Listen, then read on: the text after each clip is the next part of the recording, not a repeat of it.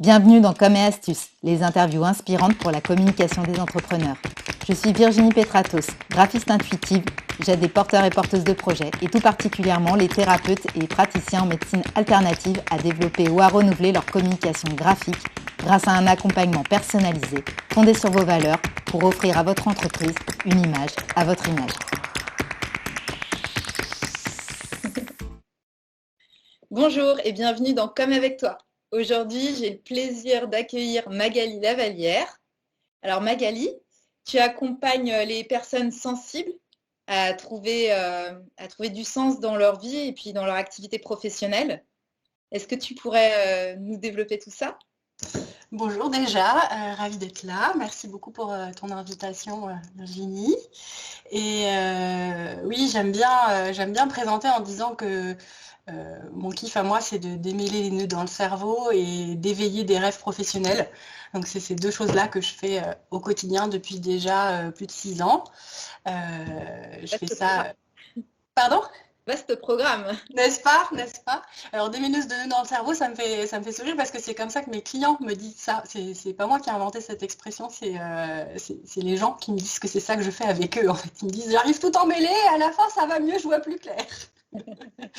Donc voilà, du coup j'ai gardé cette expression que je trouve chouette. Je travaille au sud de Rennes, à Verne-sur-Sèche et en visio. Je fais à peu près la moitié de mes accompagnements en visio, donc du coup toute la France et même des gens à l'étranger. J'aime bien, c'est rigolo de temps en temps d'être en lien avec le Québec ou l'Australie. Enfin, c'est marrant.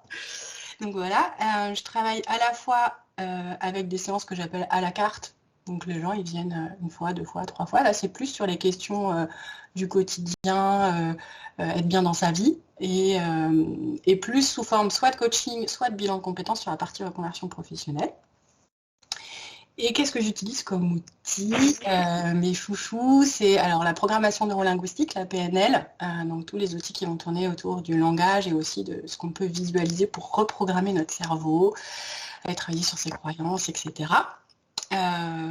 L'hypnose, selon les moments où je trouve ça utile, c'est pas un truc que j'utilise tout le temps, mais en tout cas c'est dans mes bagages et j'aime bien parce que c'est très ludique à utiliser. J'utilise aussi des outils créatifs et puis là je me forme actuellement aussi, alors là plus sur des problématiques d'histoire personnelle à des outils autour de la résolution des traumas et donc tout ce qui est balayage oculaire, etc. Voilà pour me présenter rapidement. Écoute, je vais me présenter aussi. Moi, je suis Virginie Petratos. Je suis à la fois praticienne EFT et praticienne aussi en art-thérapie. Et je suis aussi graphiste. Et donc, j'ai ressenti le besoin de créer Comme avec toi pour en fait aider les porteurs et porteuses de projets ainsi que toutes les personnes qui exercent dans le milieu du bien-être et du mieux-être à développer ou à renouveler leur communication graphique. En fait, j'ai développé un concept pour vraiment être au plus près de la personne et pour l'aider à créer une image à l'image de son entreprise.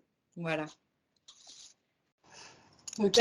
Moi, je voulais te proposer qu'on parle de la notion d'engagement parce que j'ai adoré un de tes articles sur ton blog et j'avais envie qu'on parle de ça ensemble, si ça te dit.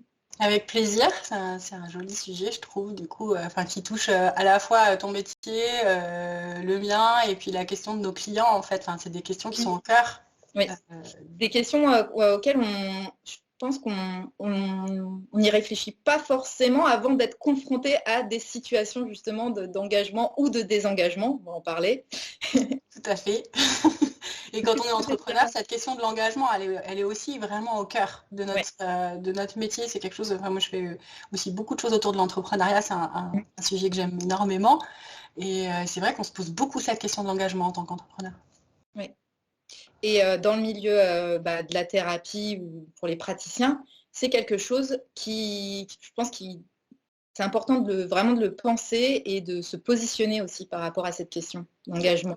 D'où cette envie que j'ai eue il y a quelques années déjà maintenant d'écrire cet article parce que alors je me souviens plus exactement comment c'est venu, mais c'est comme si ce thème était venu me chercher, quoi. C'est souvent comme ça, moi, quand un thème arrive, C'est-à-dire que tout d'un coup, soit plusieurs clients me sollicitent un peu sur ce sujet-là, ou bien je me retrouve à lire que des articles là-dessus, ou les copines me parlent de ça. Enfin, tout d'un coup, c'est comme si le mot, il était là toute la semaine, tout le temps.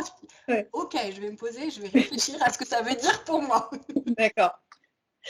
Du coup, c'est ce qui s'était passé à cette époque-là. Et c'est rigolo parce que c'est un concept auquel, en effet, j'avais pas beaucoup réfléchi jusqu'à ce moment-là. Donc, c'est marrant ce que tu dis là, parce que je crois que peut-être c'est pas un concept sur lequel on est tout seul comme ça beaucoup invité à réfléchir.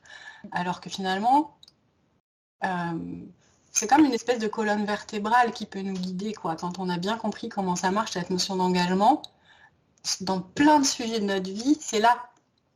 Et parce que c'est là dans nos relations amoureuses, c'est là dans nos relations de travail, donc avec nos clients par exemple pour nous, mais c'est là aussi quand on est en relation avec des amis ou dans le bénévolat. Enfin, c'est vraiment, même familialement en fait, hein, qu'est-ce qui nous engage avec les membres de notre famille ou nos parents, ou j'en sais rien.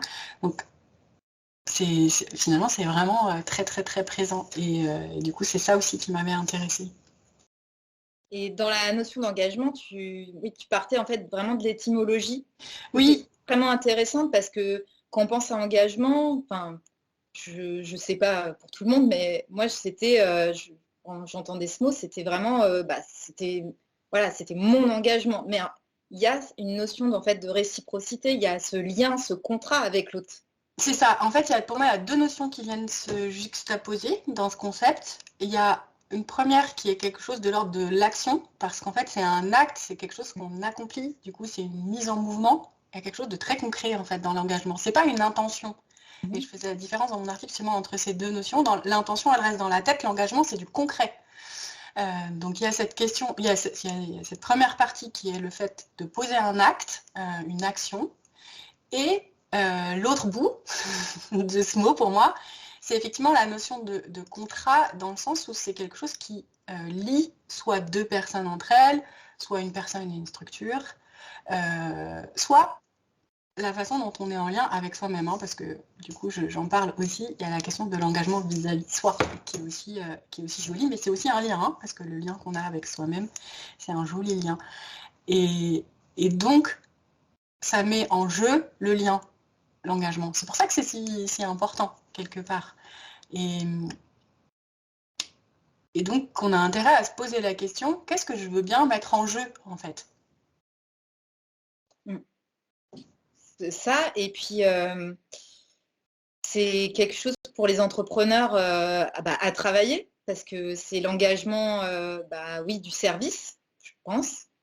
Sa personne, de la personne avec qui on lit le contrat. Et aussi, ça peut poser plein d'autres choses très concrètes, comme tu disais, par exemple, comment se positionner si par rapport à, je pensais, aux tarifs, par exemple. C'est une forme d'engagement aussi, je pense. En fait, il y a tout ce que je veux bien mettre dans l'engagement, et donc tout à l'heure tu disais, ça interroge la réciprocité, enfin c'est ça en tout cas que j'avais soulevé, évidemment. Puisqu'il y a des conséquences pour le lien entre les deux personnes dans la façon dont on s'engage, effectivement, la question c'est, si je me pose la question, qu'est-ce que je veux bien mettre en jeu dans cet engagement, d'ailleurs, ça ne va pas être la même chose des deux côtés. Si on regarde dans un engagement avec un accompagnant, moi je mets au service pendant un certain temps ou une séance ou un coaching, donc voilà, tout ça, il y a quand même souvent une notion de durée, en tout cas dans nos métiers, et mes compétences, mes outils, ma présence, ma qualité de présence. Voilà, moi, je sais que dans mon engagement, le plus important, c'est ma qualité de présence. C'est-à-dire que je peux choisir n'importe quel outil, ça à la limite, peu importe, mais ce à quoi je suis engagée pour moi, là, c'est vraiment ce que je mets dans le lien, moi, c'est que je vais être vraiment présente pour l'autre. Et donc, ce que j'attends de mon client, c'est effectivement qu'il me paye, en effet, parce que c'est mon métier et que c'est normal, du coup. Voilà. Parce que sinon, je mange pas et que je suis pas d'accord de ça. Mais évidemment pas que ça, ça suffirait pas en fait, hein, s'il me payait et c'est tout. J'ai aussi besoin qu'il y ait cet engagement à être vraiment là, lui aussi, en fait. Et à être responsable de ce qui se passe, co-responsable avec moi de ce qui se passe pendant une séance. Donc ça, c'est pas des choses que moi je vais écrire. Un engagement, il est écrit ou pas écrit, hein. Moi, typiquement, ça, c'est pas forcément un truc que j'écris, même si, par exemple, sur mon site internet, je pense que j'ai des choses qui font comprendre ça. C'est sous-jacent, mais si c'est pas là, ça marche pas, quoi. En fait. Ouais. Et là où tu as raison, c'est qu'aussi on peut se demander, ok, s'il manque un bout, quelque part, ça a quoi comme conséquence? Pour moi, s'engager, c'est déjà anticiper le fait que si on ne respecte pas cet engagement, ça a des conséquences. Ah, justement, on en vient à tenir ses engagements. Est-ce que c'est vraiment une nécessité absolue? Qu'est-ce qu'il en est quand on ne tient pas ses engagements, en fait? Ben oui, et ça c'est une jolie question parce qu'on n'a pas du tout tous le même rapport à l'engagement, en fait. C'est ça, je crois, ça y est, maintenant je me souviens, c'est cette question-là qui m'avait amené à regarder ce que voulait dire ce mot. C'est justement de constater qu'on n'avait pas tous le même rapport à l'engagement. Peut-être justement que c'est ni bien ni mal. Et je te laisse développer. Oui, parce que y a des gens pour qui, s'ils se sont engagés, jamais ils vont se désengager. Et puis il y a d'autres gens pour qui la notion d'engagement, elle n'est pas du tout aussi forte que ça. Alors ça dépend certainement de quel endroit dans leur vie et pourquoi, hein. Mais si on parle par exemple d'un engagement d'une personne qui vient nous voir ou d'un client pour toi et qui peut-être va décaler ou finalement dire non, se désengager de façon assez légère. En tout cas, c'est ce qu'on peut visualiser en apparence, hein, parce qu'on ne sait jamais trop. Ça va être très différent de la personne qui dit, moi, une fois que je me suis engagée, je me suis engagée. Il y a des gens qui disent vraiment ça, hein, c'est des discours que j'entends souvent, moi. Et donc ça parle de quelque chose qui est de l'ordre de nos valeurs, hein. Si je me suis engagée, je reste engagée. Mais finalement, du coup, ça interroge, est-ce qu'à ce moment-là, je regarde seulement l'engagement que j'ai par rapport à l'autre, ou est-ce que je regarde aussi quel engagement j'ai vis-à-vis de moi-même? Parce que parfois, il y a conflit entre ces deux engagements-là. Par exemple, je me suis engagée vis-à-vis de moi-même à faire plus attention à mes besoins. Et que si je suis fatiguée, je me repose, par exemple, hein. Et puis, bah oui, mais par contre, je m'étais aussi engagée à aller à la soirée de l'association des parents d'élèves pour les aider à préparer la prochaine fête. Ah, bon bah là, il y a conflit. Conflit de valeurs, comme tu disais. Bah ouais, il y a conflit entre mon besoin de rester au repos parce que je suis fatiguée et le fait que je me suis engagée et que j'aime pas me désengager parce que bah c'est pas, voilà, il y a des conséquences pour les autres et je le sais en fait qu'il y a des conséquences pour les autres. Donc c'est vrai qu'à ce moment-là, on va devoir faire un choix à l'intérieur de soi et ça c'est pas très facile. Et aujourd'hui, ça je l'écris pas trop dans mon article, mais aujourd'hui justement quand j'accompagne sur cette question de est-ce qu'on doit ou pas tenir ses engagements, j'invite les gens à réactualiser régulièrement leurs engagements. C'est pas parce qu'on s'est engagé un jour que l'engagement est toujours valable. Peut-être que cette personne qui est très fatiguée et qui a besoin qui aurait besoin de repos plutôt que d'aller à cette soirée, à cette réunion, peut-être qu'au moment où elle s'est engagée dans cette association, c'était cohérent pour elle. Et peut-être qu'à ce moment-là, ça l'est plus. Et peut-être elle peut regarder ça à nouveau et expliquer que c'est plus cohérent pour elle d'être engagée à cet endroit-là, parce que sa situation a évolué, parce que je sais pas quoi, hein, voilà. Et du coup, là, en effet, c'est ni bien ni mal. C'est simplement réactualiser un engagement. Et ça, on a le droit. Ça, c'est vraiment pas... Il n'y a pas de morale là-dessus, en fait, hein. L'engagement, il n'est pas forcément à vie, parce que les situations, elles évoluent, en fait. Tout à fait, oui. Et que ben, oui, des fois, c'est difficile de respecter et à la fois un engagement par rapport aux autres et un engagement par rapport à soi. Parce qu'on évolue. Parce qu'on a évolué nous ou parce que la situation à l'extérieur a évolué. Dans les deux cas. Oui, oui.